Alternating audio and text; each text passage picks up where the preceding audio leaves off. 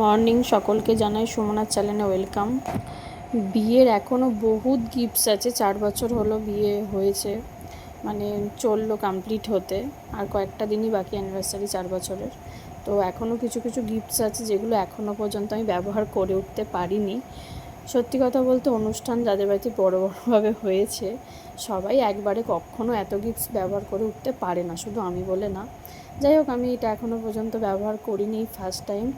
বোনকে বললাম এটা বার কর, মনে হলো এটা দরকার পড়েছে এবার। তো যাই হোক, এই জুসারটা ভালোভাবে কাজে লাগানোই যেতে পারে এবার। তো এটা বোনের সমস্ত বন্ধু বান্ধবদের তরফ থেকে দিয়েছিল আমাকে। তো যাই হোক, এখন বোন ওটাতে আমাকে জুস বানিয়ে দেবে বলে ওটা বার করা হয়েছে।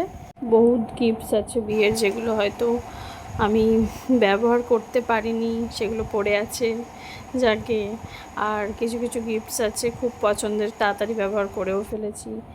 তো বোনের বন্ধুরা বেশ ভালো জিনিসই দিয়েছিল। যাই হোক, বোনকেই বললাম ওই জন্য ওপেনটা করতে, আর আমি ভিডিওটা করছিলাম। আর একটা ফল থেকে যে ওইটুকুনি রস বেরোয় আমি সেটা বুঝতেও পারিনি, কারণ আমরা চিবিয়েই তো খেতাম। এরকমভাবে জুসারে কখনো করিনি, ফার্স্ট টাইম ব্যবহার করলাম। হয়তো অনেকেই শুনে হাসতেও পারো, কারণ সত্যিই তাই। আমরা কখনো জুসার ইউজ করিনি, করলে করাই যেত, কারণ এটা তো গিফট পেয়েছি অনেক দিন আগেই। তবু করিনি, মনে হয়নি, এখন মনে হলো তাই করছি। যাই হোক, ভালো জিনিস দিয়েছি যেটা ব্যবহার করতে পেরেছি।